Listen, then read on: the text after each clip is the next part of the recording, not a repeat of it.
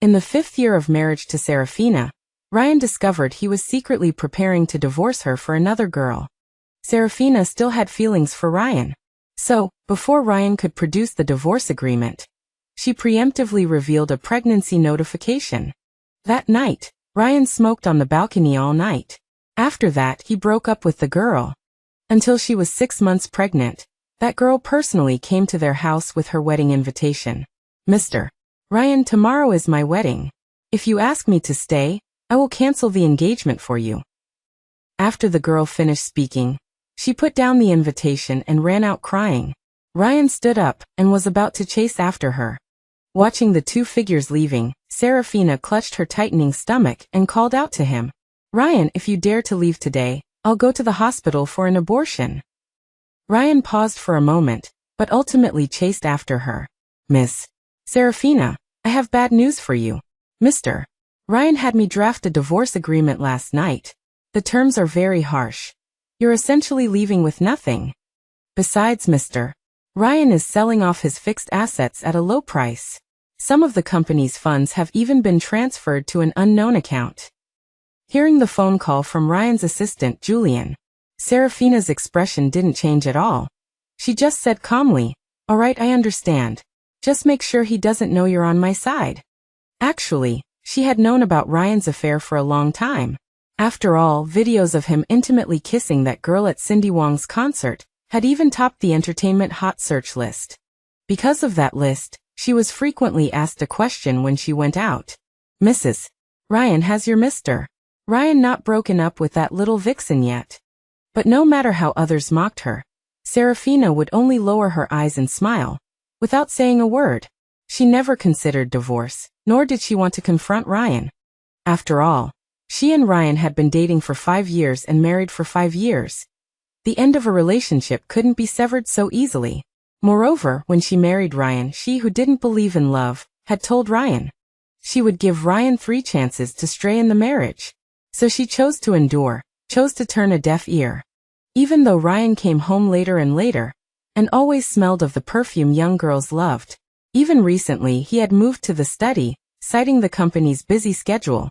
She just pretended not to know. But she didn't want a divorce, yet Ryan did. Her palms were tightly clenched together. After a long silence on the sofa, Serafina picked up her phone and called a private hospital. "Dear Adams, did Ryan freeze some sperm at your hospital a year ago?" "I've made up my mind. I'm coming over for IVF. I don't care how you do it. I want to be pregnant within a month." The doctor on the other end of the phone was somewhat surprised. "Miss Serafina, aren't you child-free?" Hearing Dr. Adams' words, Serafina's fingers tightened on the phone. She was indeed child-free. When she was little, her mother forcibly became pregnant at the age of 40 to give her father a son. But in the end, she and the child died. After that, she became especially afraid of pregnancy, especially afraid of having children. But now she had no choice. If she wanted to keep Ryan, becoming pregnant was the only way to protect her marriage. Even though she was mentally prepared, a bitter taste rose in her throat, forcibly suppressing the surging pain in her heart. Serafina pretended to be serious and scolded. "Dr. Adams, you just need to help me get pregnant. Don't inquire about other things." Then she hung up the phone. As soon as she hung up, Ryan opened the door and came home. Seeing her sitting blankly on the sofa, Ryan didn't ask her what she was doing. He didn't even ask if she had been crying, even though he saw her eyes were still a little red. Instead, he coldly instructed, "There's been a problem with the company's project recently. I have to go on a business trip for half a month tomorrow to deal with it. Pack my luggage for me tonight. By the way, my mother said her current nanny isn't good. Find a new agency and arrange a nanny for her. Also, be careful when you interview the nannies. How have you become so stupid now that you can't even find a nanny?" Hearing Ryan's reprimand, Serafina didn't speak. She just calmly stood up and went to the kitchen. Drinking a cup of health tea after coming home was a habit Ryan had maintained for 10 years. But when she came out again, Ryan's figure was long gone from the living room, leaving only his suit lonely on the sofa. Looking at the light shining from the study, Serafina's fingers tightened on the hand holding the health tea. How long had they been in this mode of getting along? Half a year or a year? It seemed that ever since Ryan hired a new female secretary last year, he had become particularly unwilling to talk to her. Even when he did speak, it was like a boss instructing an employee, full of scolding. And even the health tea he had insisted on drinking for 10 years, he was now unwilling to drink. A sourness rose in her heart. As if self-flagellating, even though the teacup in her hand was still steaming, she gulped it down in one go. When she woke up the next morning, Ryan had already left. Because she knocked on the study door 3 times, but there was no response from inside. And when she wanted to turn the lock, the study was locked again. Sure enough, when she came to the living room, the suitcase she had prepared in the living room last night had already been taken away. Looking at the empty living room, Serafina stood there for a long time. It wasn't until her phone rang with a notification message from the hospital that she hurriedly returned to her room to put on makeup, pack her luggage, and drove to the private hospital. Even to get pregnant quickly, she directly checked into the hospital. IVF was really painful. The needle was stuck into the soft flesh of her abdomen, inch by inch, each time making her sweat. And the egg retrieval needle was even worse, longer than her finger. When the pain became unbearable, she also asked herself, was it worth suffering so much to hold on to this broken marriage? But every time she was pushed out of the operating room, she forgot the pain again. But getting pregnant wasn't something she could do just because she wanted to. She had 2 egg retrievals that were unsuccessful. Seeing that Ryan was about to return from his business trip, she felt panicked. But on the day Ryan returned home from his business trip, when she was preparing to check out of the hospital and go home, Ryan sent her another message on WeChat. He said that he would have to stay abroad for another month. The company's project was a bit troublesome, and failing to resolve it might result in a large sum of compensation. Her heart plummeted, but it was only for a moment, before a sharp pain surged up. Ryan wasn't handling company affairs at all. He was transferring company assets and vacationing abroad with his female secretary, the Maldives, Thailand, Singapore, which she and he had visited before. He had taken that girl to Malaysia, the United States, and the United Kingdom, which she had never been to. He had also taken that girl to. But fortunately, Ryan's extra month abroad gave her enough time to successfully get pregnant. Looking at the small black dot on the ultrasound, Serafina smiled. With this child, Ryan shouldn't divorce her, right? But just as she was about to check out of the hospital, Julian sent her another message on WeChat. Miss Serafina, Mr. Ryan is back in the country. He also told me that he will be asking you for a divorce tonight. Hearing Julian's words, Serafina's heart twinged slightly. But after a moment, she regained her composure, casually responded to Julian, and hung up the phone. Then she took out her phone and called Ryan. Her gentle voice carried a habitual flattery. Ryan, I heard you're back in the country. I'll make some of your favorite dishes tonight. Come home for dinner, okay? I have good news to tell you. Ryan was a little impatient, but she didn't know if there were other people standing next to him. I'm very busy, I don't have time. Then his tone changed. Okay, I'll come home for dinner tonight. After that, the phone was hung up. Listening to the beeping sound on the phone, Serafina held the phone for a long time, unable to recover, until she was slightly bumped by a passing patient. Then she smiled and touched her stomach. Good baby, are you getting impatient? Mommy will take you home to see Daddy now. After that, she called the driver and asked him to pick her up and take her home. But as soon as she got home, put down her luggage, she eagerly changed her clothes and went to the kitchen. Mrs. Smith looked at the joy on her face and asked in confusion. Madam, I haven't seen you so happy in a long time. Did you have a good time on your trip? Serafina shook her head with a smile. Mrs. Smith, I'm pregnant. The muscles on Mrs. Smith's face trembled. Serafina knew that Mrs. Smith had misunderstood and quickly explained. I didn't go on a trip. I went to the hospital for IVF. Hearing her words, Mrs. Smith's face instantly lit up with excitement. That's great, young lady. You've finally seen the light. Serafina, watching the smile on Mrs. Smith's face, didn't say anything more. Mrs. Smith was the nanny her mother hired when she was still alive. After her mother died in the hospital, a mother and child, Mrs. Smith began to take care of her. In the past year, seeing her and Ryan's relationship wasn't good, Mrs. Smith had advised her many times to go to the hospital for IVF. Men, when they're young, can say nice things, that it's okay to not have children, but when they get older, they all want an heir, especially since Ryan's business is so big. She had never listened to Mrs. Smith before. She firmly believed that no matter how big Ryan's business was, the money he used to start it was hers, and so were the connections. She and Ryan could be considered a couple who had gone through thick and thin together. But only now did she realize that Mrs. Smith was right. And in the blink of an eye, as she frowned and thought, Mrs. Smith said urgently, "Aren't you pregnant? What are you doing in the kitchen then? Hurry back to your room and rest. The first 3 months are delicate, and it's easy to miscarry if you're not careful."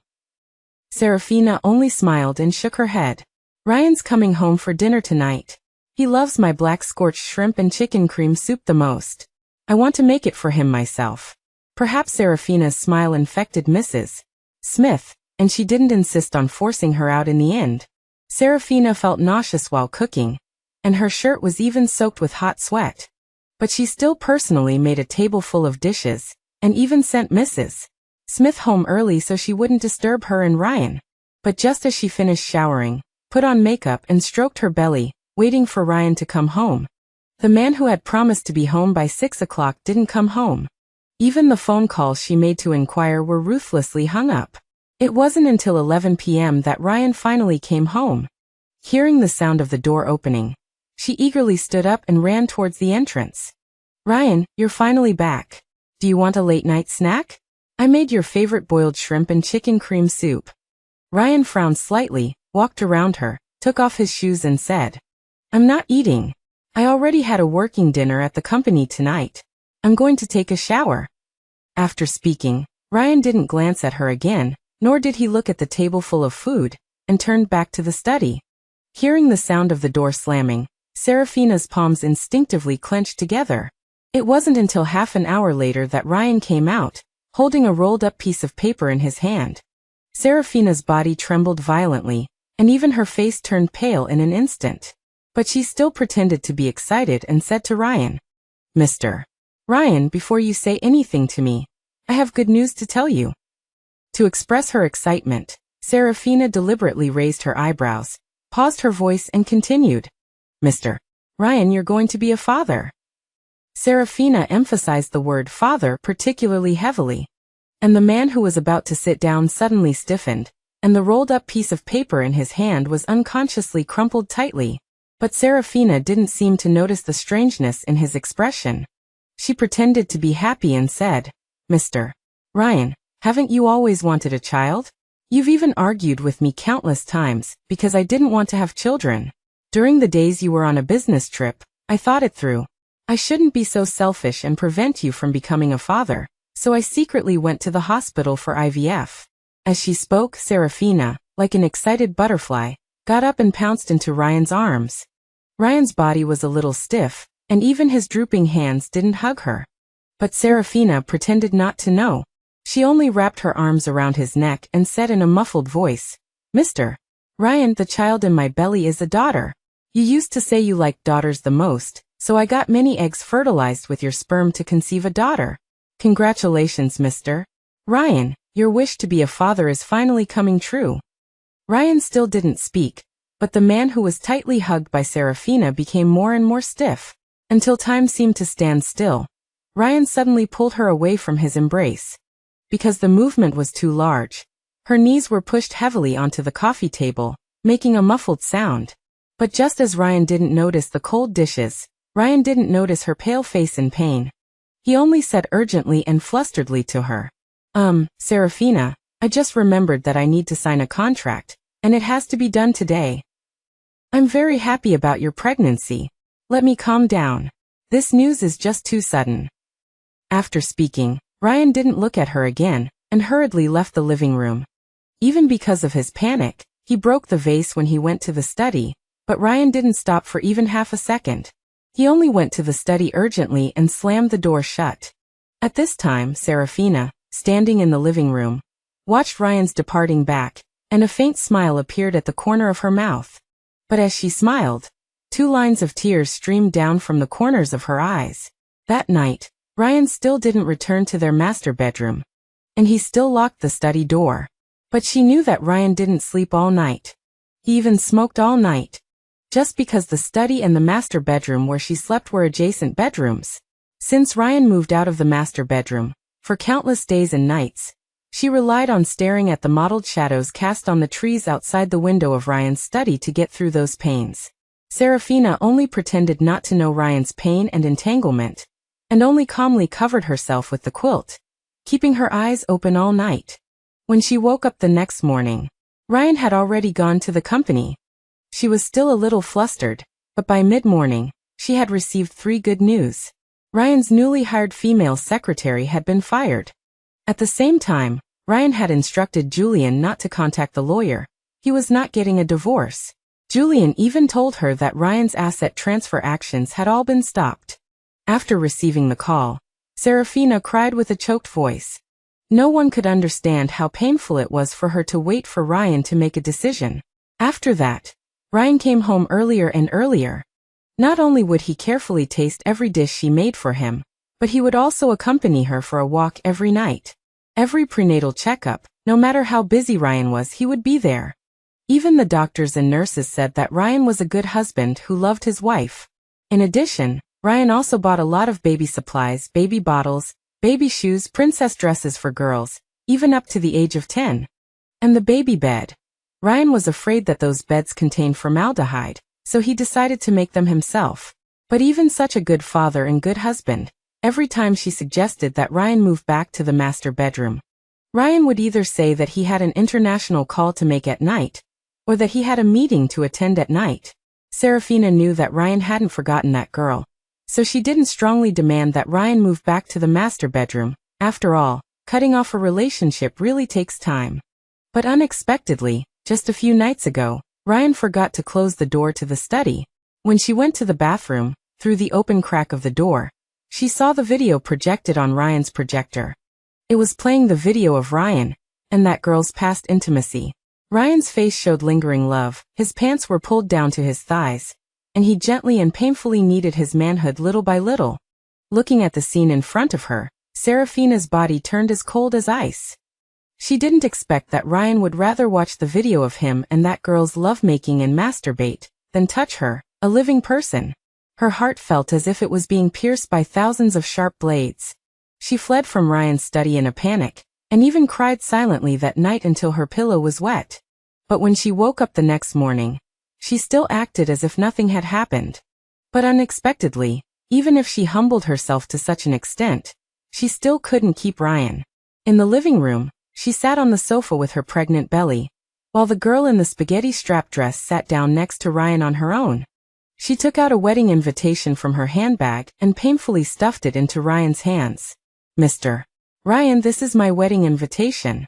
If you keep me here today, I won't get married tomorrow. If you don't keep me here today, I will marry another man tomorrow. After the girl finished speaking, she stood up crying and ran out. Ryan didn't immediately chase after her, but sat on the sofa and rubbed the invitation in his hand without saying a word, his eyes full of suffocating pain. And Serafina, sitting on the sofa, didn't say anything, only clenched her fists tightly. After all, no matter how prepared she was, she didn't expect that when she was pregnant in the beginning, she faced Ryan's choice. Now, 6 months into her pregnancy, she still has to face Ryan's choice. Her heart ached and trembled, and the European-style clock in the living room ticked. Finally, when the entire living room seemed to turn cold, Ryan suddenly stood up. Serafina's body trembled violently, and she eagerly stood up and shouted angrily, "Ryan, you're not allowed to chase after her." Her voice was broken and hoarse, and Ryan was stopped in his tracks by her shout. But after a moment, he turned sideways and roared at her, "Serafina, I've already returned to the family. What more do you want from me? She's getting married tomorrow. Can't I even say goodbye to her?" Hearing Ryan's words, tears involuntarily flowed from the corners of Serafina's eyes. But she still shouted firmly, "Yes, you can't. If you go after that girl today, I will induce this baby." Serafina emphasized the words induce labor. Ryan's face turned pale instantly. He stared intently at her.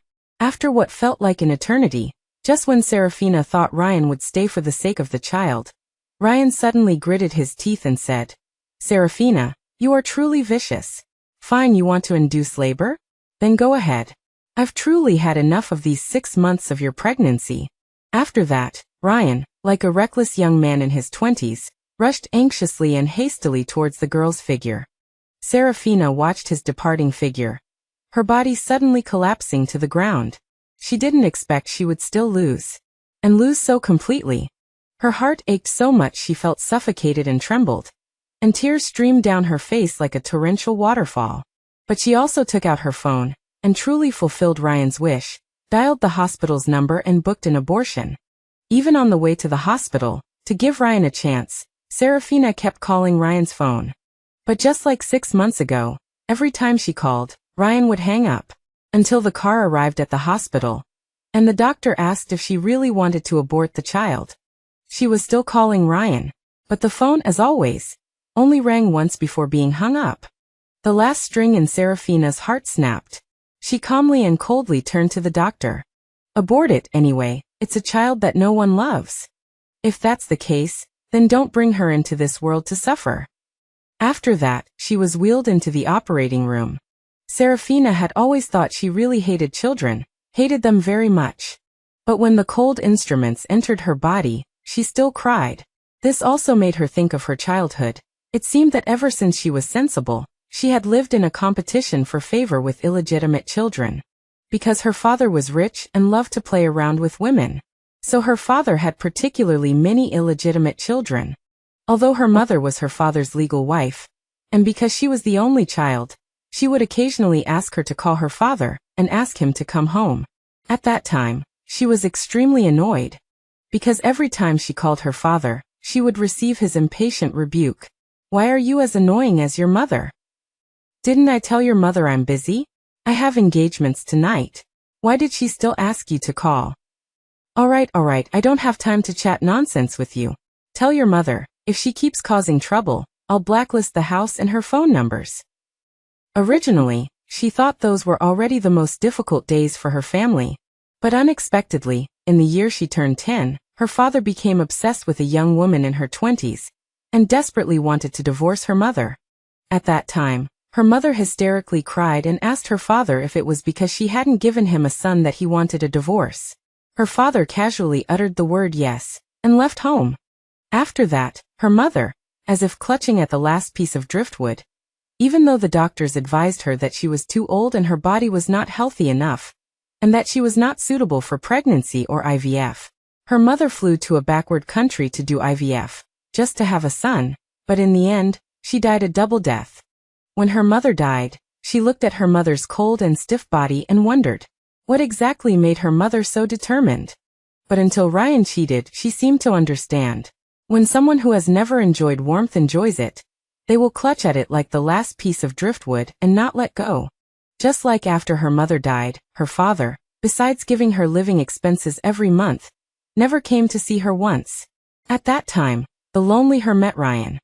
He would accompany her home, would apply to the same school as her. He was like a guardian angel who was always by her side, always there when she turned around. But until later, Ryan cheated, and the person who was originally standing behind her suddenly disappeared. That was not only a blow, but even a devastating one. So even though she knew the consequences, she still chose the same old path as her mother, using a child to tie Ryan down. But just as her mother didn't use a child to tie down her father, she didn't use a child to tie down Ryan either. Her heart ached so much she felt suffocated and trembled. And just when she was in so much pain that she was about to die, Julian came looking for her. Seeing her lying on the bed, pale-faced, a hint of heartache appeared in his eyes. "Miss Serafina, are you all right?" Serafina wiped away the tears from the corners of her eyes. "I'm fine, give me the information you collected." Julian immediately handed over the information. Julian brought her several sets of information. The first set was the photos that the private detective he arranged took while tailing Ryan. Serafina had been afraid to look, and unwilling to look. She firmly believed that she could save Ryan. But now, since Ryan had already chosen that girl, it was time for her to make a choice. But when she looked at the hundreds of photos Julian handed over, watching Ryan and that girl named Hazel's sweet daily life, Even if she could endure it, she was now burned so much that she trembled uncontrollably. Just when she was desperately trying to have a child with Ryan. Ryan had long ago held a grand wedding for that girl. In the romantic streets of France, he arranged for hundreds of street musicians to play violins, blowing gentle breezes, knelt down on one knee with a tender face, in front of Hazel who was wearing a wedding dress. He not only told Hazel with tears in his eyes that she was the woman he loved most in his life. He also raised 3 fingers in front of countless passers-by and swore that he would only love Hazel for the rest of his life. Looking at the photos that revealed the truth, Serafina couldn't wait to tear these photos to shreds on the spot. Holding a wedding in Paris again had always been her wish. But every time Ryan said that they would go when his company developed better, when he was free from this period. Because of Ryan's words, she had been waiting, hoping. But it turned out that there was no need to wait to hold a wedding in Paris. And a few days before she and Ryan got married, she jokingly asked Ryan to swear that he would only love her in this life. At that time, Ryan smiled tenderly, but his answer was, "Too many things change in the future. I only dare to guarantee that I love you now, but I can't guarantee that I will still love you later." A realistic and fitting answer to Ryan's character. But at that time, she was not angry. She just smiled charmingly and said, "All right, Ryan, since you say so, then I will give you 3 chances to stray in our marriage. No matter how wandering your mind becomes in the future, you must remember that you only have 3 chances. If you use up these 3 chances, your death date will arrive."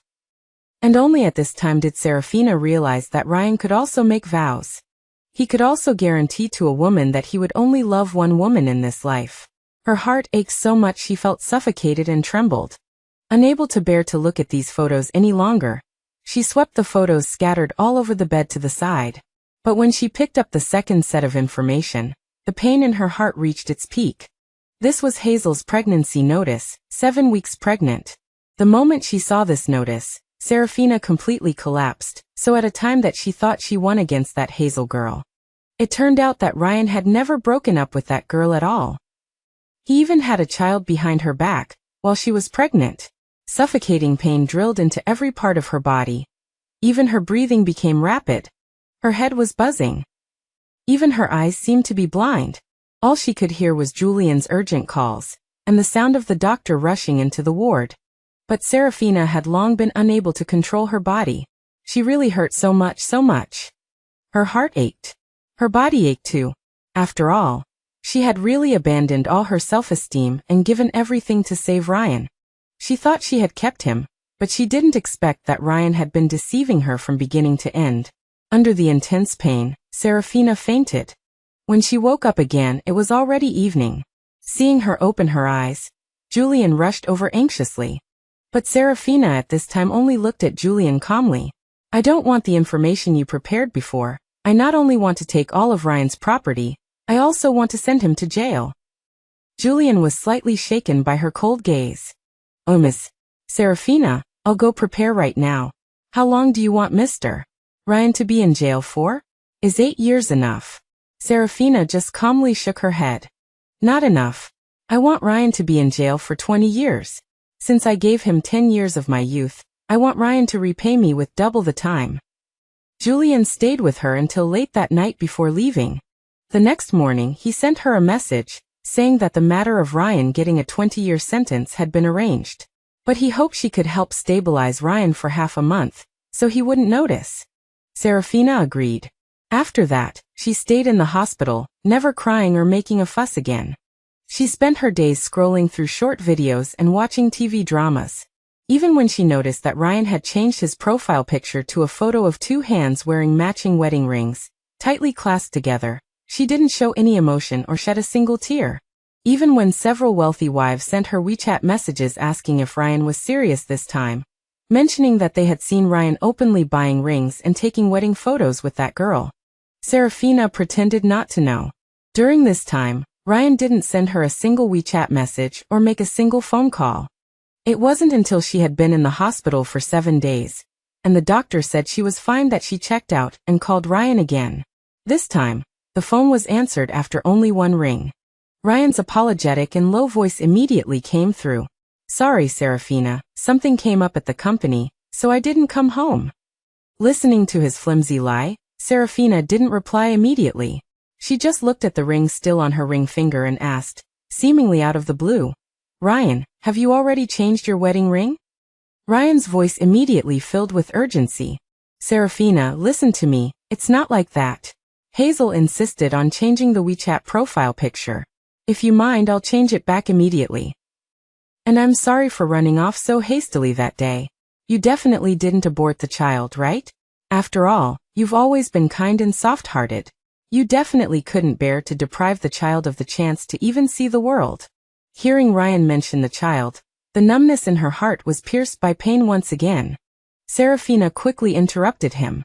"Ryan, since you've already changed our wedding ring, then I'll take this wedding ring off my finger too."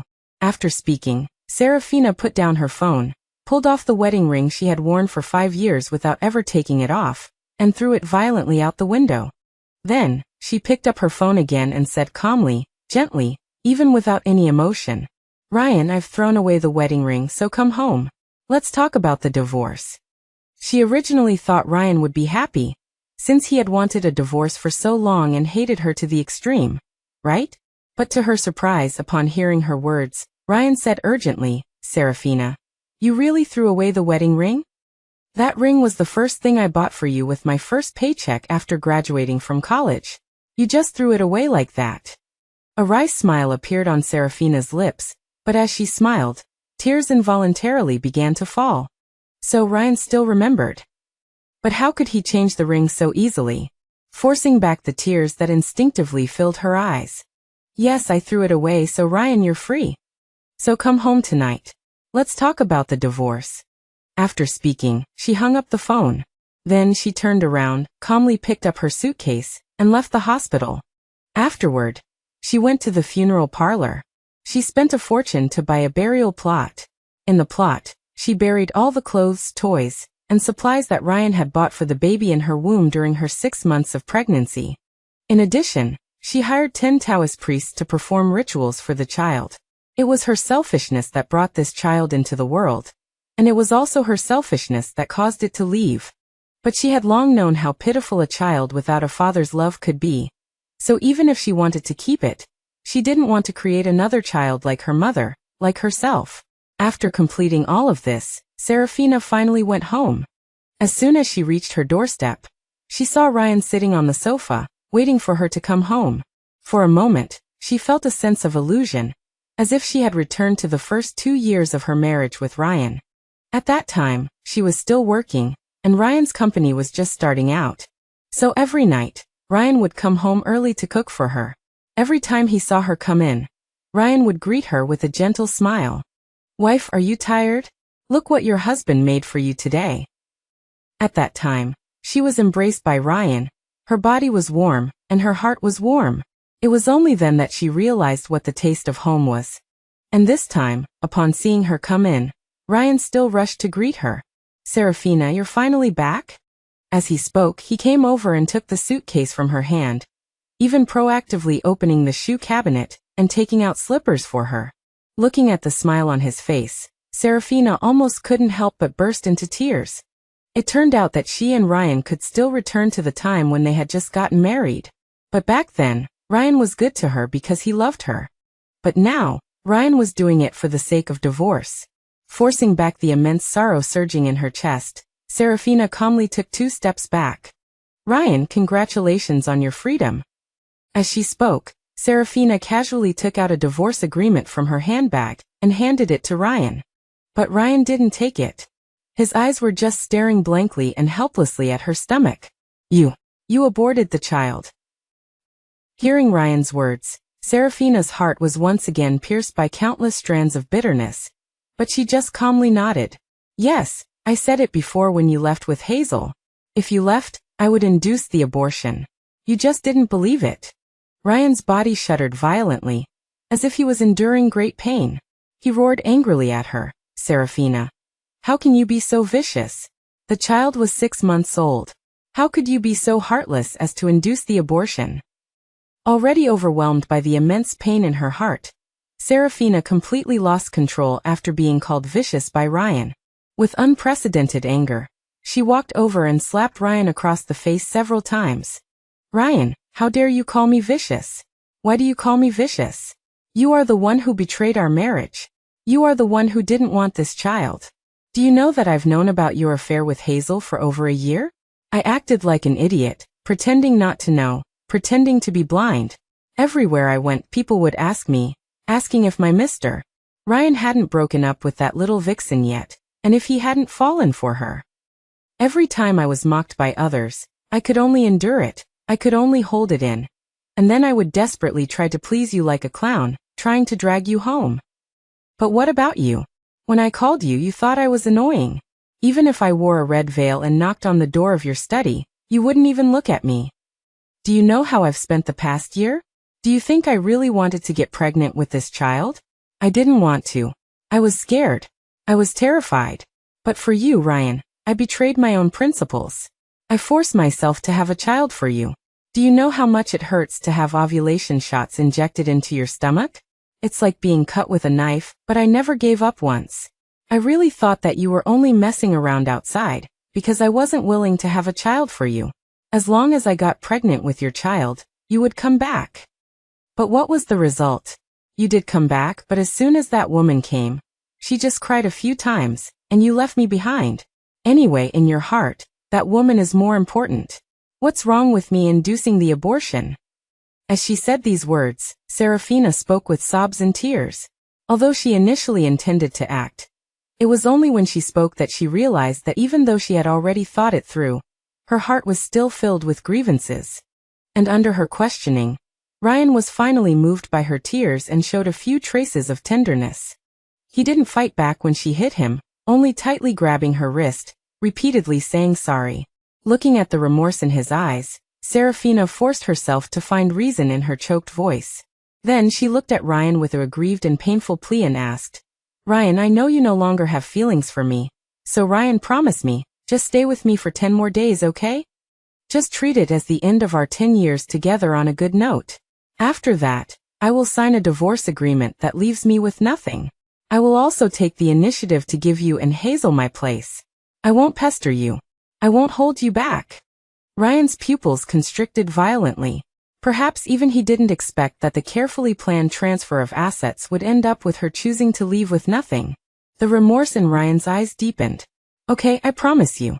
After speaking, Ryan hugged her tightly as he had done when he proposed, just like he did back then. Feeling the warmth spreading through her chest, Serafina cried again. Ryan, you have to seize this last chance. When we got married, I told you that I would give you 3 chances to stray in our marriage. The first time, you had an affair with Hazel, and I chose to turn a deaf ear and act blind. The second time, you left me 6 months pregnant for that girl. This is the last time. If you still choose Hazel without hesitation, then you can really only die in disgrace. After that, Ryan kept his promise again. He not only took 10 days of leave to patiently accompany her, but also moved from the study to the master bedroom. He was even afraid that she wouldn't recover well from the abortion, so he personally prepared her postpartum meals and took care of her. The two of them seemed to have returned to the way they were when they were dating. It was so wonderful that for a moment, Serafina thought that maybe Ryan would still choose her in the end. But Ryan's kindness to her was like a brilliant firework, lasting only 3 days. On the 4th day, Ryan began to frequently answer phone calls and frequently go out.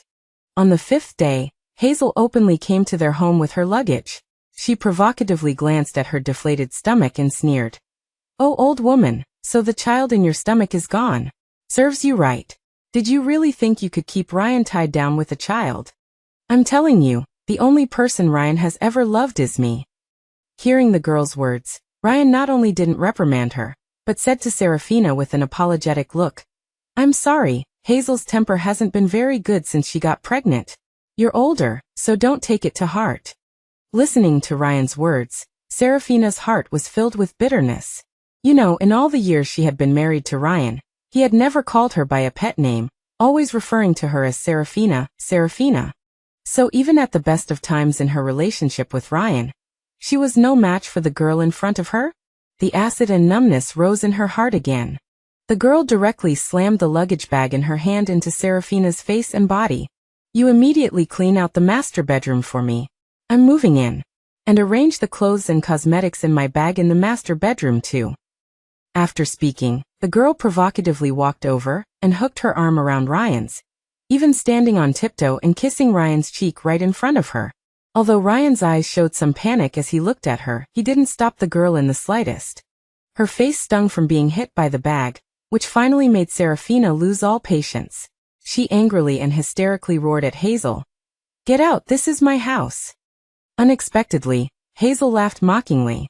"Your house? Don't you know?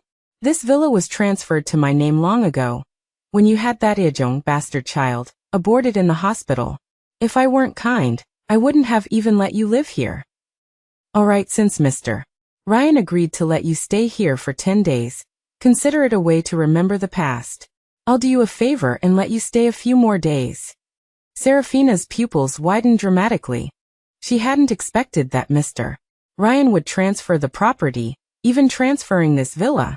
She knew this villa was filled with all her and his youthful memories. That's why she chose to have Ryan stay with her in this villa for 10 days. Seeing her tears suddenly fall, the guilt on Ryan's face deepened. "I'm sorry, Serafina, you know the company's business hasn't been good lately, and we're constantly in debt. I really had no choice but to sell this house. I never expected that Hazel would use the money I gave her before to buy this house." A superfluous explanation only made Serafina's heart ache even more. So Ryan loved Hazel this much? He not only gave all the money to Hazel, but even their wedding house to Hazel. Serafina endured and endured, finally saying painfully, "Alright, since this house already belongs to Hazel, she can do whatever she wants. Ryan, from now on help me pack my things, starting from the 3rd floor, with all my portraits. I think your darling doesn't want my things in this house." As she spoke, Serafina took the lead and stood up, heading towards the 3rd floor. Ryan used to study painting. When their relationship was at its best, he loved to paint her. At that time, he often said that if he didn't do business, he would definitely become a painter, and she would definitely become his emotional muse. But as soon as she entered the studio, Hazel said mockingly, "Ryan, didn't you tell your wife? You repainted all these paintings, all using my photos." Serafina turned back in disbelief. Ryan looked a little flustered. Serafina only smiled mockingly. Since even these paintings weren't unique anymore, there was no need for her to keep them. That night, she burned all the paintings in the garden in front of the two of them, at her request through Mrs. Smith. After that, every day she would deal with the mementos of one room. From the 3rd floor to the 1st floor living room, everything she and Ryan had used, she smashed and destroyed in front of the two of them. Hazel was particularly satisfied with her behavior, and Ryan occasionally revealed a few traces of heartache. She thought he was moved by the memories evoked by those items. But he added in the end, "Oh dear, what a pity, that thing was very expensive." Hearing his words, Serafina's heart was stabbed by him again, feeling numb with pain. It wasn't until the 10th day, when she was tired of smashing, tired of burning, and even her heart seemed to feel no pain, that Hazel presented the divorce agreement in front of her with a provocative expression. "Had enough? Serafina, you can sign and get out now." As she spoke, she threw a check directly at Serafina's face. "This is 5 million that Mr. Ryan is giving you. Take this money and get out of my house. Don't call Mr. Ryan again, and don't contact him anymore. A woman like you who has been kicked out of the house shouldn't even think about seducing Mr. Ryan again." Serafina pinched the check in her hand and suddenly laughed.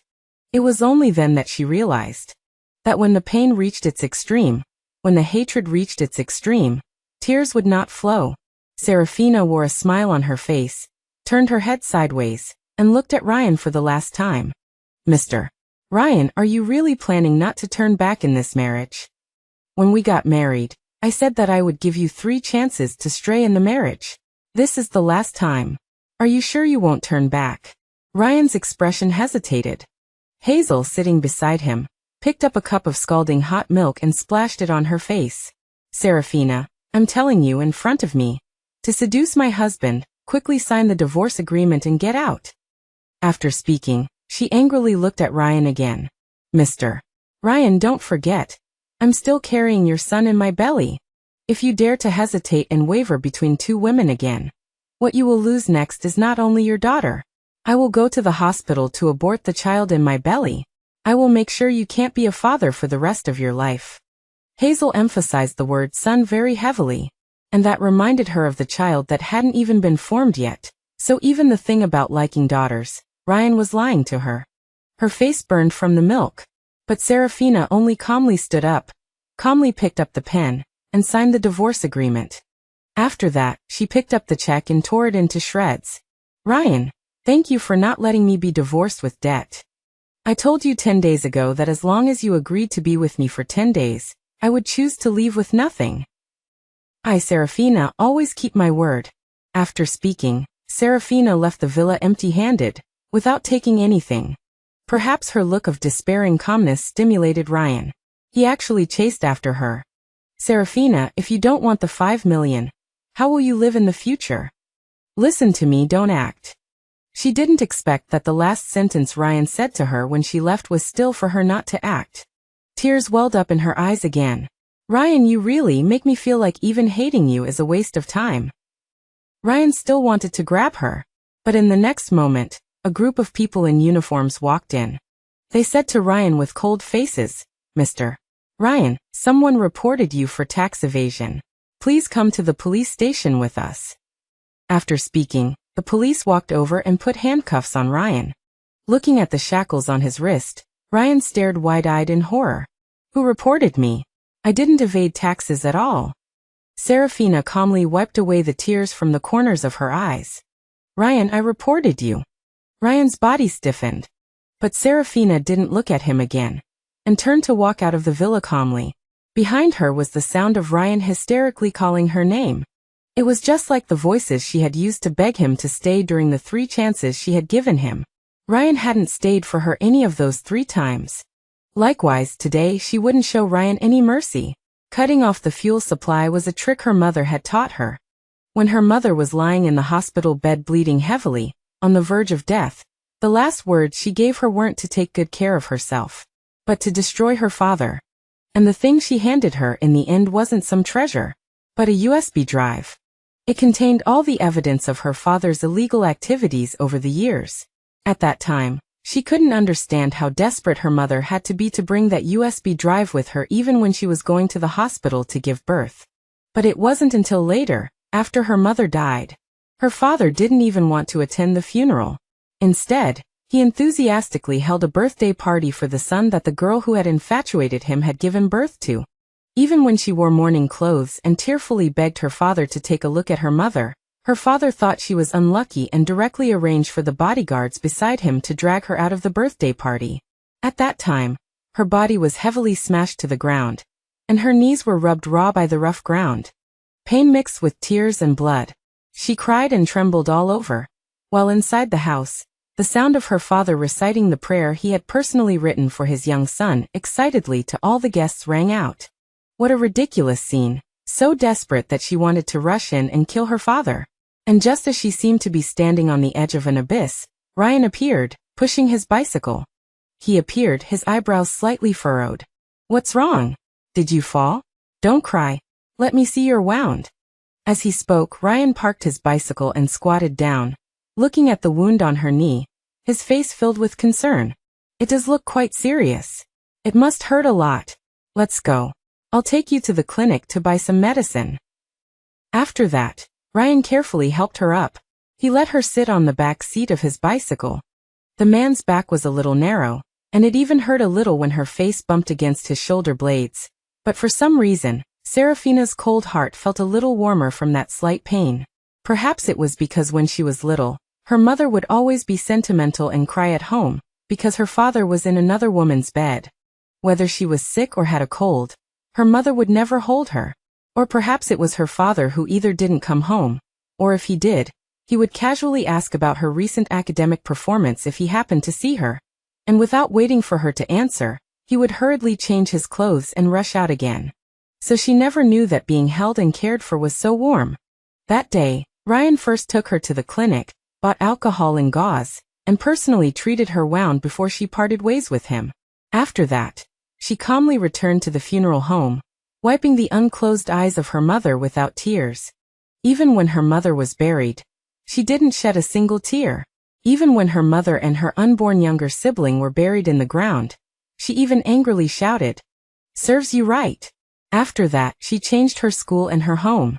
She chose to live near Ryan and became his classmate.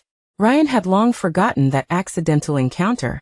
Only she would occasionally take that scene out of her mind and savor it patiently, taste it carefully. But unexpectedly, the boy who personally treated her wound back then followed the same old path as her father.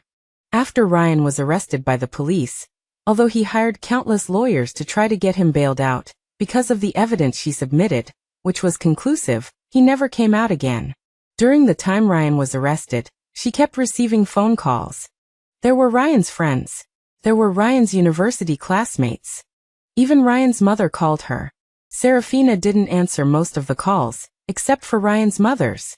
During the 5 years she was married to Ryan, Ryan's mother had been really good to her, calling her from time to ask how she was doing, and calling her home for dinner from time to time. And once when she had pneumonia while Ryan was away on a business trip, his mother rushed over in the middle of the night after hearing that she was hospitalized. So she could treat everyone around Ryan ruthlessly, but she couldn't treat his mother ruthlessly. As soon as the phone was connected, Ryan's mother cried and begged her to save Ryan, begged her to help find out who had framed Ryan. Listening to the weeping voice on the phone, Serafina's fingers holding the phone trembled slightly, but she still suppressed the bitterness in her heart, and told Ryan's mother the truth. "Mom, I reported Ryan. He cheated a year ago, and now that mistress is pregnant with Ryan's child.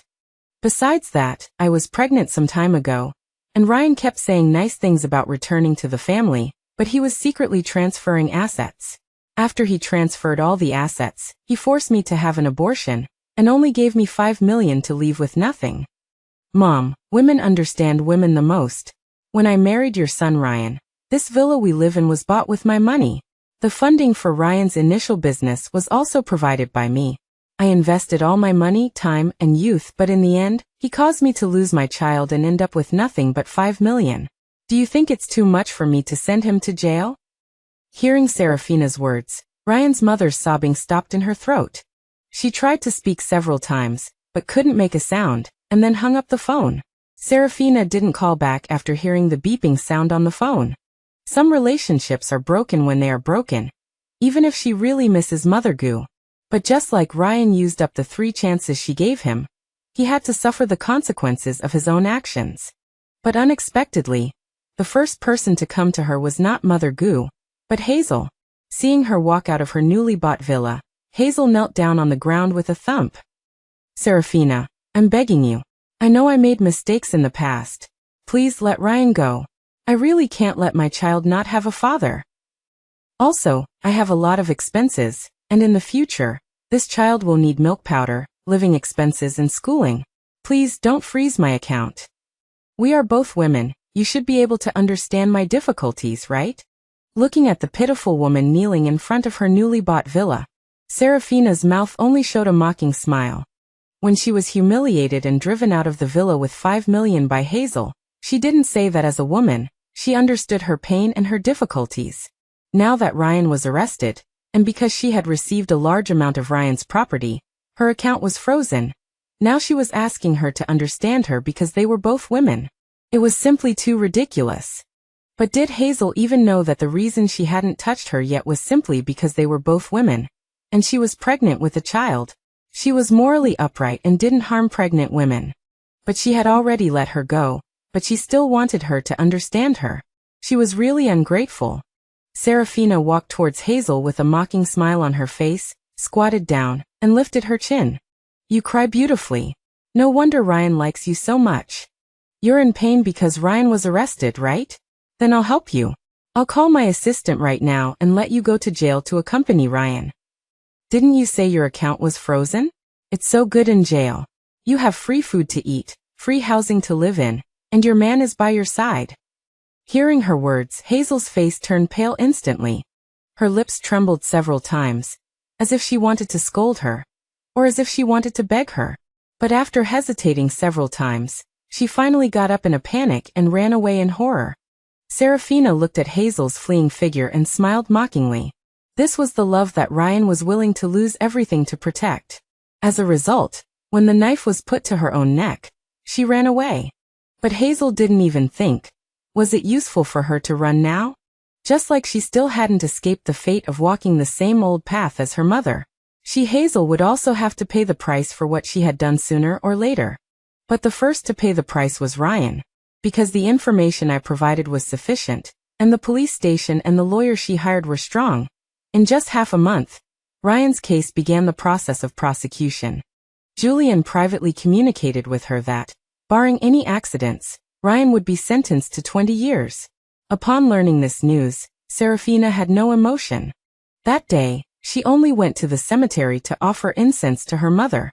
At the same time, she went to visit her biological father, who was now casually placed in a plastic urn. After obtaining evidence of her father's illegal activities, she did not immediately send him to prison. Instead, she would occasionally call her father, try to please him, and ask after him. After all, she had long planned that she was a minor at the time. Even if she hated her father, she needed money, and even needed to snatch all of her father's industry from his illegitimate sons. Through her efforts, although her father was still not enthusiastic about her, he gradually caught his eye. He would occasionally give her some money, and she was not in a hurry. It was not until the year she graduated from college that she personally sent her father to prison with the contents of the USB drive. Even when her father was arrested, she pretended to be deeply attached to her father, and pretended to be lobbying and crying, even at the cost of everything, to get him out. Her father was moved by her ardent love, and even handed over all of his property to her. And when she got everything, she sent all of her father's mistresses abroad that day. Her father's illegitimate sons were also sent all over the world. Especially the son born by the woman who killed her mother. She directly sent them to Africa, where they died of malaria. Over the years, Ryan had always thought she was a housewife, who couldn't stand on the stage, and had no family members to rely on. Her biological mother died.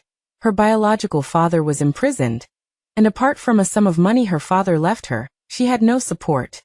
But Ryan didn't know that his company was supported by her. His company's business was provided by her. Even the people around Ryan were hers. From beginning to end, she only asked for Ryan to love her.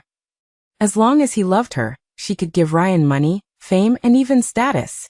But men are ultimately men, selfish and cold to the bone. She gave Ryan everything he wanted, but he, with just a girl younger than her, with a little messy thought, was seduced by him. Since Ryan chose to walk the same old path as her father, then he should have the same fate as her father. For example, like his father, his urn was placed in the cheapest row at the bottom, and people who came to offer incense would accidentally kick it and step on it. And that very night, Serafina had just returned home from the funeral home, when she received a call from Julian, who told her that Ryan wanted to see her. Serafina agreed without hesitating for half a second. Actually, she really wanted to see Ryan too, and wanted to see with her own eyes how miserable Ryan was. Serafina did not go the next day, but waited another 10 days or so before going to the detention center under the arrangement of the lawyer. After all, she had looked forward to waiting for Ryan so many times, and it was right for Ryan to wait for her a few days. On the day she went, Serafina dressed up an hour in advance, even wearing a white dress, and even brought Ryan his favorite food. When she arrived at the detention center, Ryan's eyes turned red the moment he saw her appear. "Serafina, you're here. You're finally here. I've missed you so much during this time in prison. Really so much." As he said this, Ryan's hands were tightly twisted together, his eyes filled with expectation for her. But Serafina calmly sat down, and took out several dishes of food from a thermos. "You must be hungry. Eat first and we'll talk after you've eaten. This is your favorite steamed egg custard, and these are salt and pepper shrimp. I made them for you many times when your company was busy, but you never got to eat them. Life in prison is very simple, isn't it? Look how thin you've become from hunger. Hurry up and eat something to nourish yourself."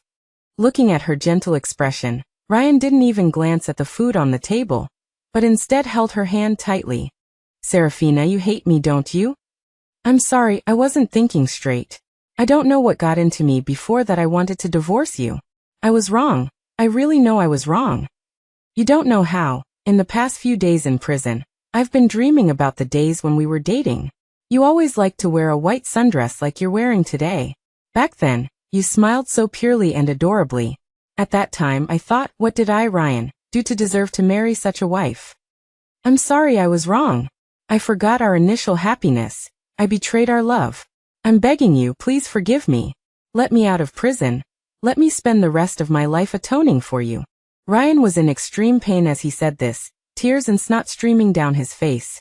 But Serafina remained calm, staring at the food laid out on the table. She was truly filled with regret. This might be the last meal Ryan ate outside of prison in his life. A meal she had painstakingly cooked for an hour. It was just like the days she waited at home for Ryan to come home for dinner. She couldn't get Ryan back. This time, too, Ryan still didn't get to eat the food she made. A faint sadness welled up in Serafina's heart again. She slowly raised her eyes and focused her gaze on Ryan's haggard, flustered face covered in stubble. Then, in a calm voice devoid of any emotion, she said, Ryan, since you're not hungry, we can talk now.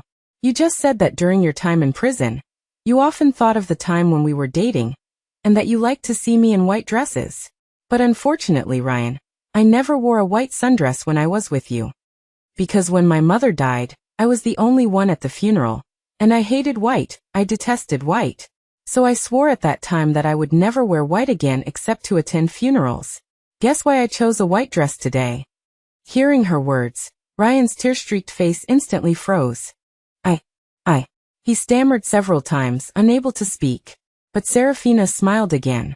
Ryan, I didn't expect that you wouldn't even bother to put your heart into pretending to love me.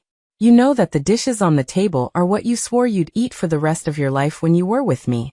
And the health tea next to it is what you told me you'd steep for me for the rest of my life. But you didn't even glance at them, you only cared about playing the victim, and you even got it wrong. Based on this, how can I believe that you can repent?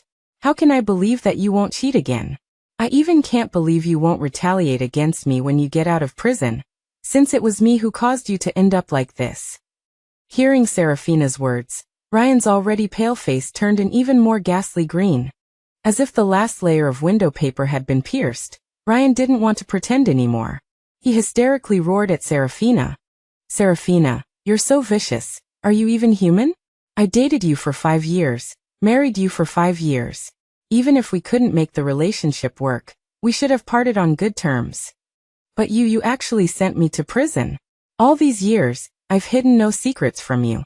But you used my trust to harm me. Listening to him finally expressing his true thoughts, Serafina calmly met his gaze. Mr. Ryan, have you noticed that your current appearance is very similar to the way I begged you not to divorce me back then? I cried and called you to come home for dinner. I cried and said, Mr. Ryan, I miss you, please come back. That was the expression I had then. And you have my expression now, cold, heartless, and disregarding past feelings. You keep saying that I'm vicious, but how am I vicious? You're the one who committed illegal acts. I wasn't holding a gun to your head. I'm just being a good citizen and exposing your crimes. On the contrary, you were having affairs with women and having children during our marriage. And in the end, you wanted to secretly transfer assets without telling me. Your assets are at least 100 million, but you were only willing to leave me 5 million. You thought that because you were good at business, your brain was sharp, so I wouldn't be able to detect the transfer of assets. But Mr. Ryan, I just love you, but I'm not an idiot. You brought your mistress home in front of my face, and even openly transferred our marital home to Hazel. You actually thought I didn't notice? How ridiculous are you? If you had respected me even a little bit, you wouldn't have ended up in this situation. Hearing Serafina's words, Ryan's face turned even paler. He stammered several times before finally making a sound. If you thought the money I gave you in the divorce was too little, you could have told me. Why did you have to send me to prison? Serafina couldn't help but laugh mockingly.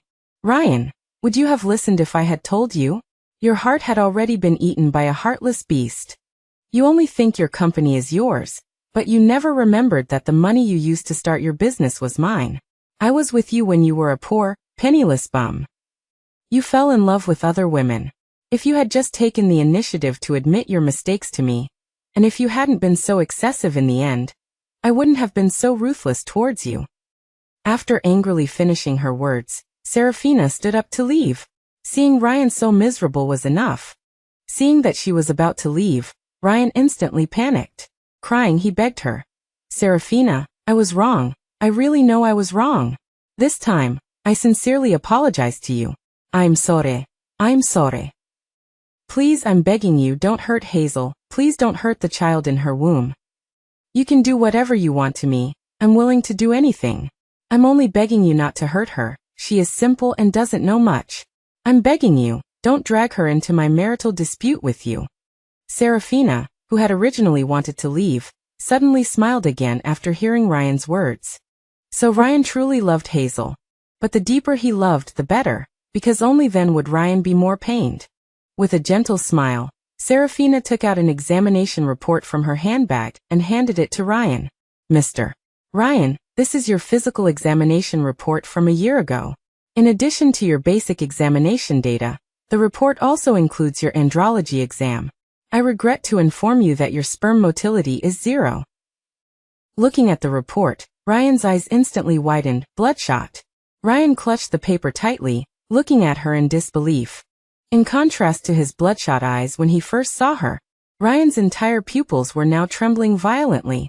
Looking at his expression, Serafina's lips curled into a mocking smile.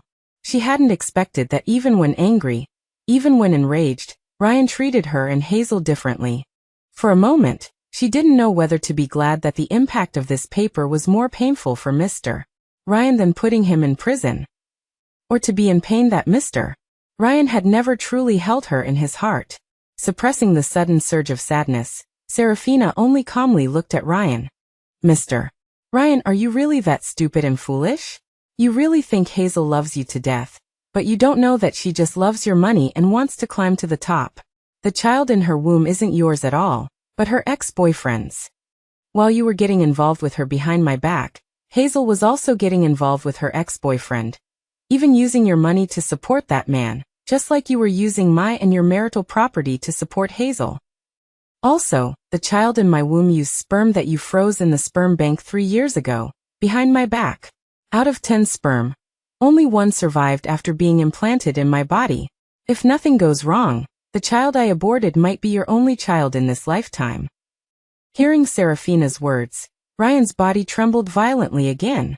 But Serafina didn't look at him again, only calmly smiled and turned to leave.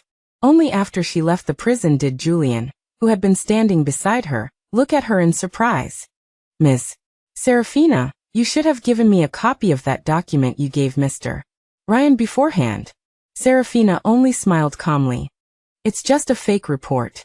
Julian's eyes widened in horror, but Serafina only calmly opened the door to the back seat and got into the car. Don't be surprised, that document isn't going to court. As long as Ryan believes it, it's real. Ryan really believed it. That night, just as she had returned to her newly bought villa, she received a call from Julian. Miss Serafina, I just received a call from the private investigator. Hazel was beaten and had a miscarriage. The person who did this was arranged by Mr. Ryan. Hazel is currently at Hospital 1. Do you want to go see her in person? Holding the phone, Serafina suddenly smiled. Sure enough, Ryan was inherently callous. She never thought that Ryan would have someone outside of prison arrange for Hazel to have a miscarriage without even verifying anything. But this was also Hazel's own fault. She, Hazel, should also taste the pain she had when she lost her child. After all, as Mr. Ryan's woman, why should Hazel have what she didn't? In order to see Hazel's condition with her own eyes, she accepted Julian's suggestion. The next day, she waited until she had a fruit basket and went to the hospital. Just as she reached the door of the VIP ward, she saw Hazel lying on the bed through the glass window, her eyes empty and her face pale. Seeing her appearance, for a moment, she connected Hazel to her mother. When her mother was about to give birth, she stared out the window with such empty eyes. She asked her mother what she was thinking about. But her mother only replied irrelevantly, Serafina, after Mom gives birth to this child, your father won't divorce Mom. Don't worry, no matter what it takes, Mom won't let you become a child without a father. A sourness welled up in her heart again, and even her eyes became somewhat red. For a moment, Serafina even thought about letting Hazel off the hook. But the moment she turned around, Hazel's voice rang out in the ward. Hello, Mr. Cooper. Can I push the blame for me being beaten onto Serafina? Anyway, no one can find the people who beat me. Can't we blame it on Serafina? There are no witnesses, right? Then let's fabricate false evidence. How much money do you need? By the way, can you arrange for some people to kidnap Serafina? I want her to be played with by men until she's a slut. When Serafina heard this, she suddenly smiled. Sure enough, women can't be soft-hearted at any time. Serafina didn't leave either, waiting at the door of the ward until Hazel finished her call, before pushing the door open and walking in. Seeing her enter the room, Hazel immediately went crazy, angrily scolding her. Serafina, what are you doing here? You harmed Mr. Ryan, you harmed my child. Are you here to harm me now? I'm telling you, I will definitely make you pay for my son's life. Looking at her hysterical expression, Serafina only calmly took out a thick stack of debt instruments. Hazel, I'm not here to argue with you today. I'm here to collect a debt from you. Hazel instantly widened her eyes in terror. Debt? What debt? Serafina smiled again. Mr. Ryan transferred a lot of business to your name, didn't he? I have some unfortunate news for you. All those companies under your name took out loans from one company. The total amount of money is now 20 million, and I am the owner of that company. Now that those companies have all gone bankrupt and are being liquidated, don't you think I should come to you for the money? Hazel's body struggled violently, in pain and disbelief. Watching her terrified expression, Serafina only curled her lips in a mocking smile. Hazel, you're so stupid. Why do you think Mr. Ryan put those companies in your hands?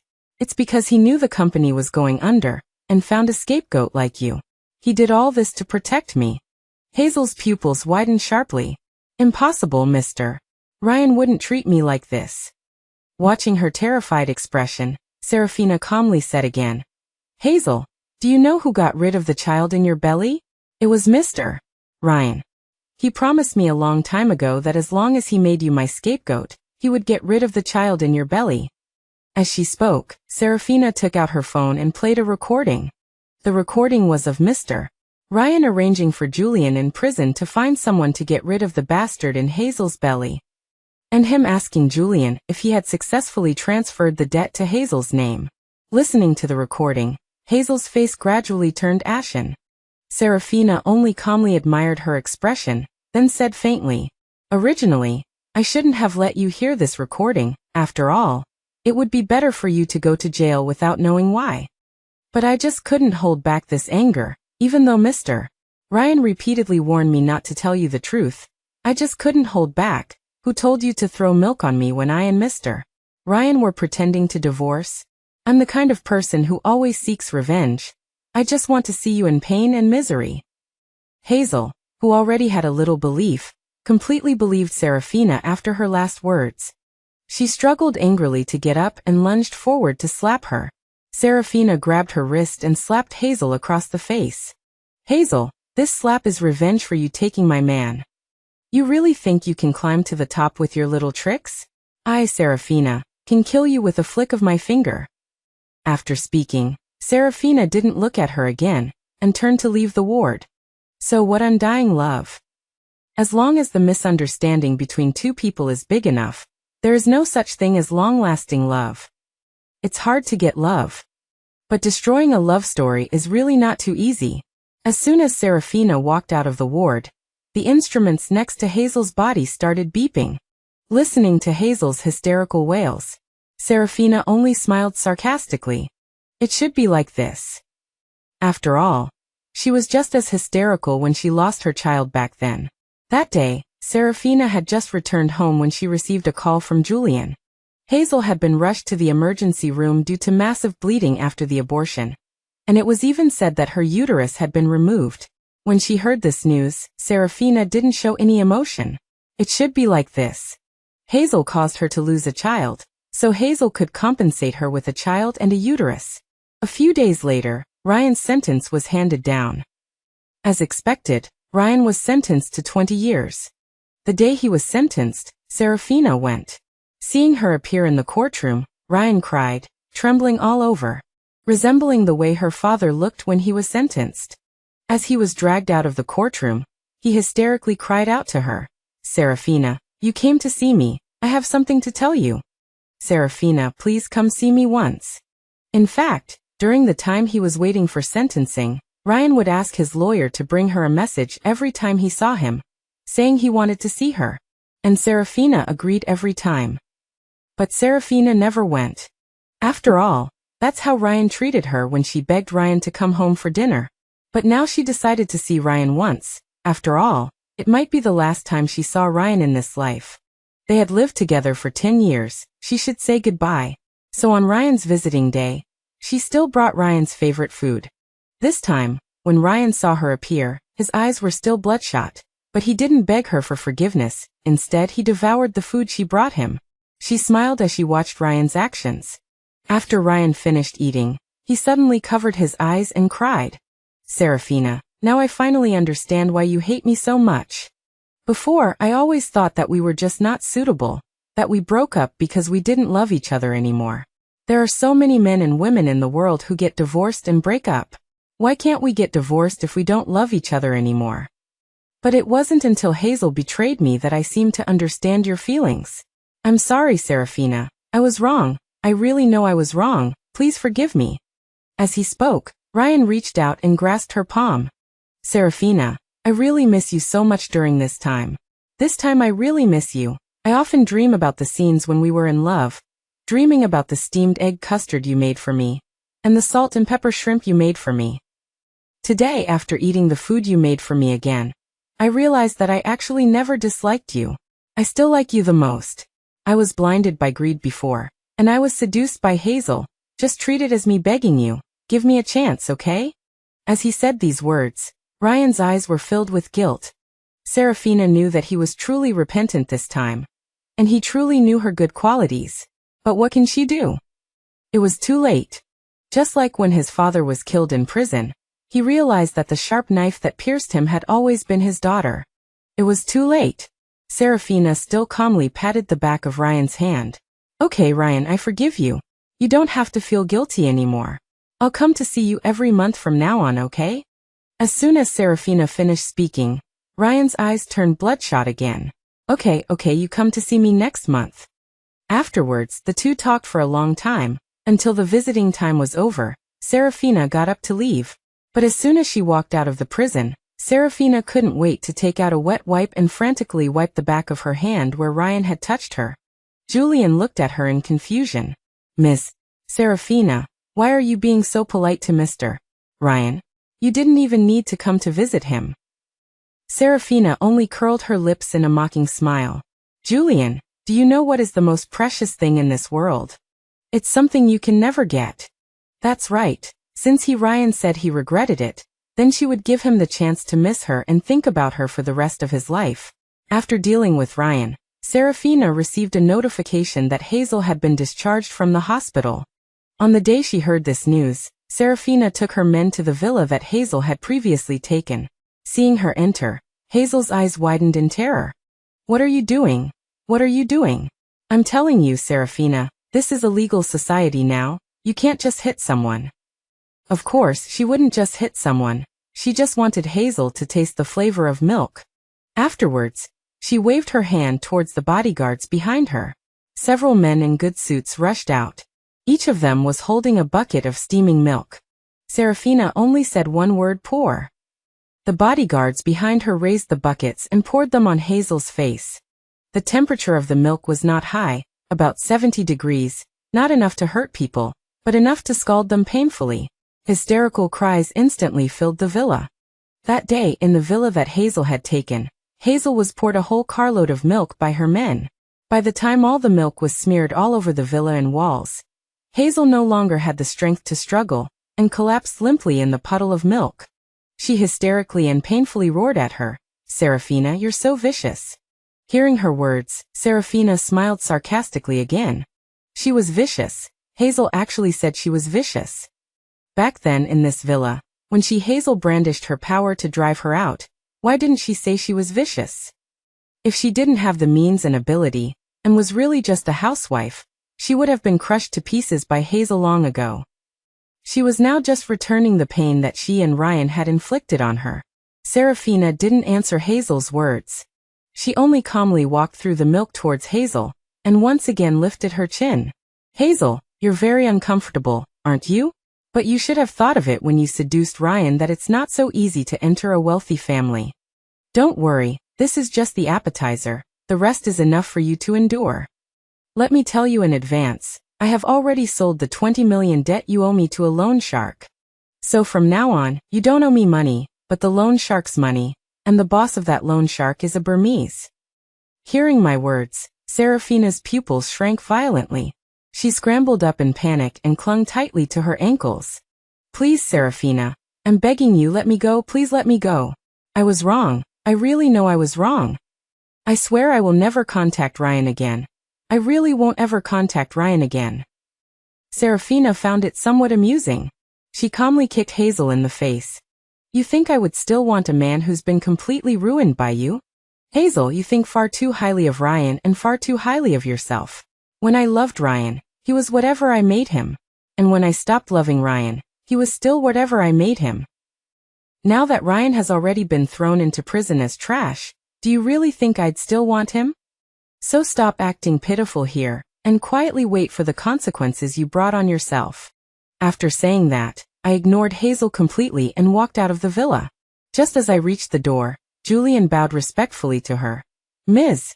Serafina, are we returning to the main estate now? Serafina glanced at the blazing sun on the horizon, and simply nodded. Go back to the main estate. It's time I returned to where I belong. And on the very day she returned to the ancestral home, she received a message from Julian. Ryan had attempted suicide in prison. Fortunately, he had been saved. She let out a long breath. She hadn't expected Ryan to be this weak. All she did was have him locked up in a prison full of rapists. Back then, her father had endured a full year in prison before he finally killed himself. Ryan only held on for a month before attempting suicide. Utterly ridiculous. In addition to that, Julian brought back a whole box filled with letters, all written by Ryan during the month he'd been imprisoned. Turns out Ryan did nothing in prison except get played with by those rapists and write letters to her. With her delicate fingers, she casually picked one out. As soon as she opened it, she saw tear-soaked handwriting. The contents disgusted her to the point of trembling. All of them were Ryan crying and apologizing to her, crying and saying he was wrong. He even described many scenes, all of them memories of their sweet moments when they were dating. There was the scene from high school, where she wore a ponytail while Ryan taught her homework. There was the moment she lowered her head, pitifully asking Ryan to walk her home, because a murder had just happened near her neighborhood and she was scared. And the moment when she and Ryan huddled together sharing one bowl of noodles. Serafina originally wanted to suppress her disgust and finish reading. But in the end she couldn't. She tossed the letter back into the box in disgust and told Julian to burn them. After all, nothing is more disgusting than affection that arrives too late. After that, she returned once again to a peaceful life. Feeding her cats, feeding her fish every day. Until a muscular man suddenly called out to her. Can you stop feeding them already? These fish are about to die because of you. As he spoke, the man walked over and snatched the fish food from her hand. You rich ladies really have nothing better to do, huh? Why torment these fish all day? Go shopping or do your makeup. Look at these fish. They're rare, worth over $1 million each. Even if you have money, you shouldn't treat them like this. Serafina was amused by his disrespectful words. Suddenly, she felt a mischievous urge. She squeezed out a few strands of sadness at the corner of her eyes. So in you men's eyes, even a fish is worth more than a woman.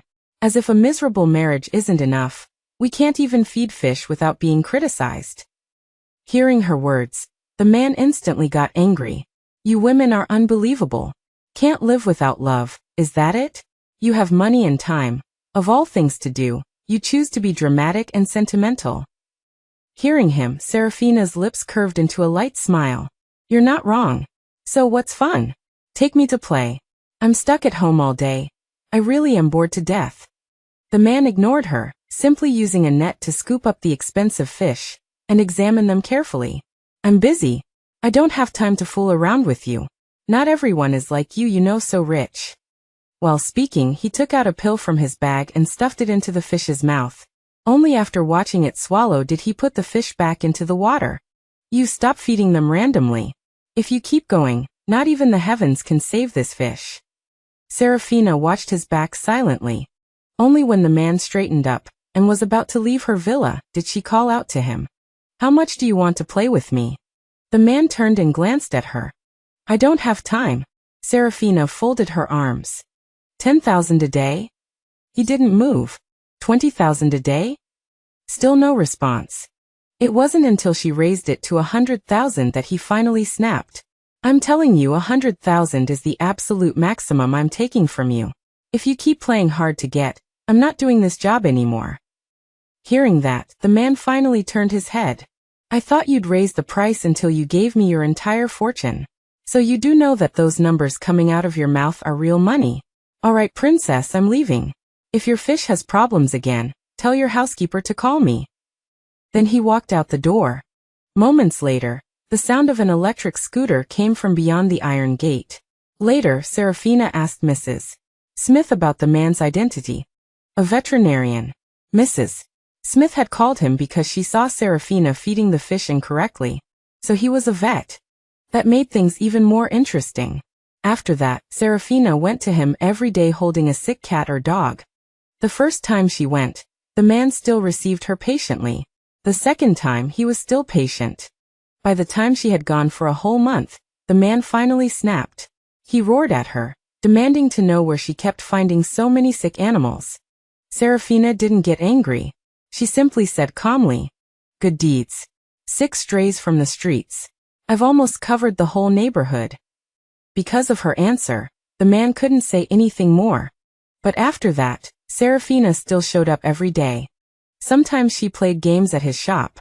Sometimes she helped him wash the cats and dogs. Through neighbors, she learned more about him. His name was Adam. A few years after he got married, his wife cheated and left. But because he was honest, he left the house and the car to his ex-wife. After that, he opened a vet clinic and lived inside it, taking care of animals every day. After hearing that, Serafina raised an eyebrow and asked him, how did you endure that? Your wife cheated, and you still gave her all your property. Not like me. When my husband cheated, I sent him straight to prison. Adam didn't respond. Just when she thought he wouldn't say anything, he suddenly spoke again. You rich people have too many complications, property, reputation, all that. I'm just an ordinary guy. I gave my ex-wife the house because I wanted to. I don't care what others say. As he spoke, he picked up a band-aid and crouched down. Give me your foot. I'll put a band-aid on it. Serafina froze for a moment, but she lifted the foot that had been rubbed raw by her heels. After Adam finished applying the band-aid, he didn't say another word and went right back to dealing with his cats and dogs. Serafina didn't speak either. She continued playing her game. That night, she rode on the back of Adam's electric scooter. The wind splashed across her face, and she screamed excitedly. Adam only controlled the scooter with irritation. Grandma, can you stop moving? If you keep moving, we're both going to fall. But before Adam could finish speaking, the front of his motorcycle hit a rock. In the end, they both fell. Just as they were about to hit the ground, Adam's strong arm scooped her up, and she landed in his arms. Adam grunted in pain from the fall, but she was completely unharmed.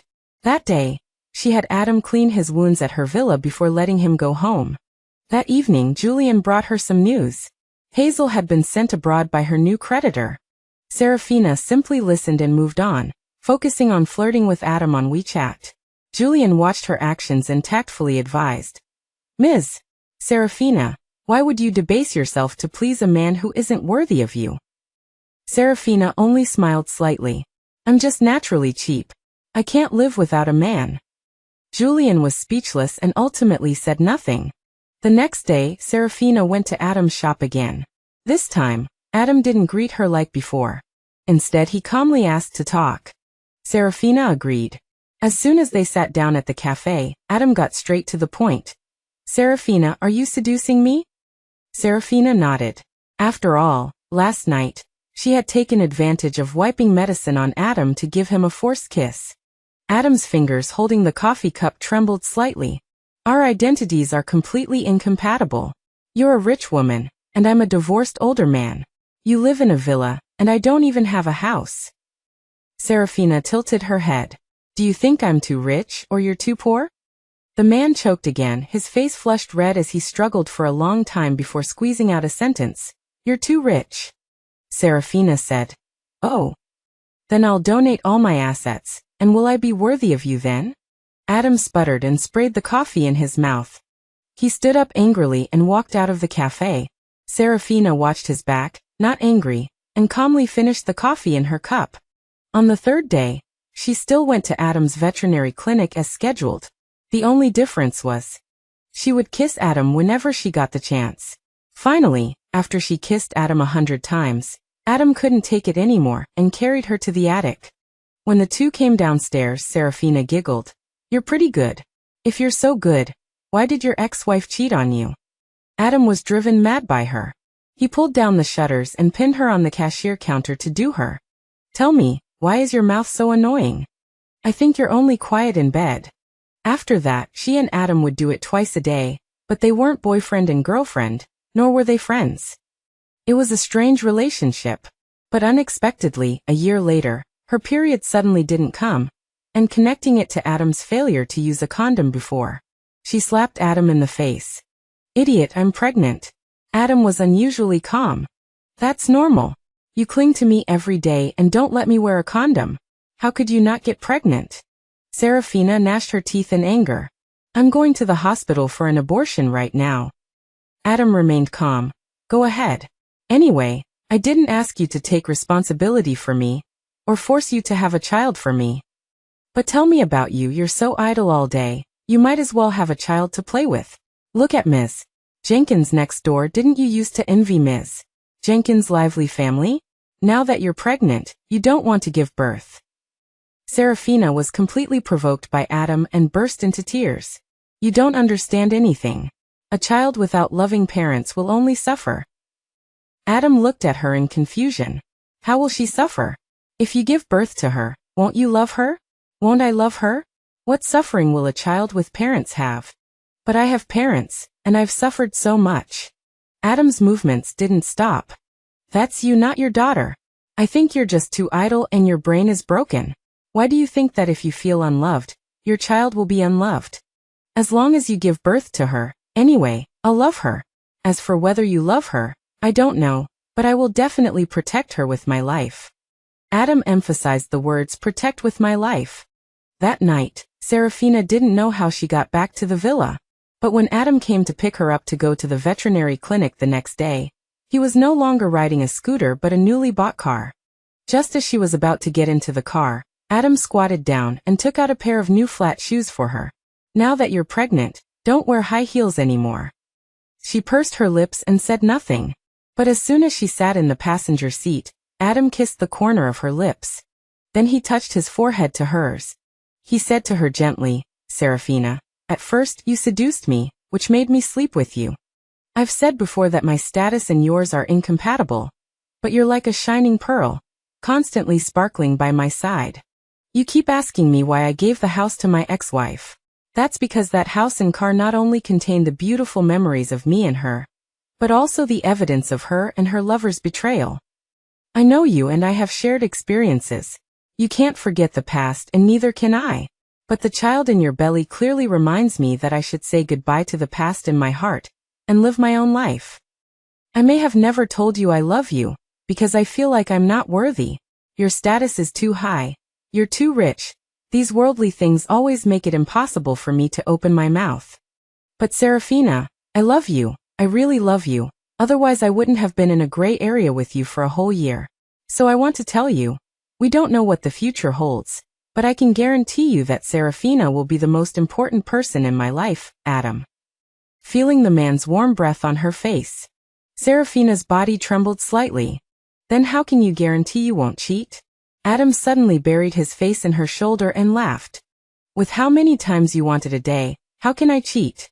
I'm almost drained by you. Serafina's face turned red instantly. She slapped Adam on the back. After intense ideological struggle, Serafina decided to have the child. Just like Adam said. Why would she think that? If she's unhappy, her child will be unhappy. She wasn't her mother, at least she didn't doom herself like her mother and fail to win back her father. She at least sent Ryan to jail. The days of pregnancy were long but not long. Although there was a nanny at home, she still liked to eat the food Adam cooked for her. She no longer stayed at Adam's house at night. Instead, Adam followed her back to the old mansion. Adam was a little restrained when he first went there, but later he completely let go. Building a house for the dog. Watering the flowers in the house. He was busy from morning till night. She would sometimes laugh and tease him, saying he couldn't get used to a good life. Adam would smile. It's easy to be disliked if you only eat and don't work. That's a classic saying from our hometown. Time passed like that, minute by minute, until the day I gave birth. My water broke first. On the way to the hospital by the driver. Adam was trembling with fear. He kept asking if she was in pain. But she just thought Adam was annoying. Does it hurt? You're not even having contractions yet. Because the amniotic fluid was mixed, she had a C-section that day. When she woke up from surgery, she saw Adam, his face full of tenderness, holding a cute and cuddly baby. Serafina finally cried. It was only at this moment that she suddenly realized she didn't dislike children, not at all. She had just been afraid. A fear that permeated her bones. Afraid that she would be like her mother and not love her. Afraid that her father wouldn't love her. But seeing Adam holding the baby and not letting go, she finally firmly believed that her daughter would not follow in her old footsteps. After that, she and Adam lived a life like husband and wife. But she didn't mention marriage. Neither did Adam. Sometimes she asked him why he didn't want to get married. He would just smile lightly and say, "I'm afraid I'll change if I get rich. This is good. I earn money to support myself, and you support my daughter." Serafina smiled lightly again. "Aren't you afraid people will laugh at you?" Adam shook his head again. What ridicule could be more ridiculous than my wife cheating on me behind my back? I just want our family to be happy and ordinary.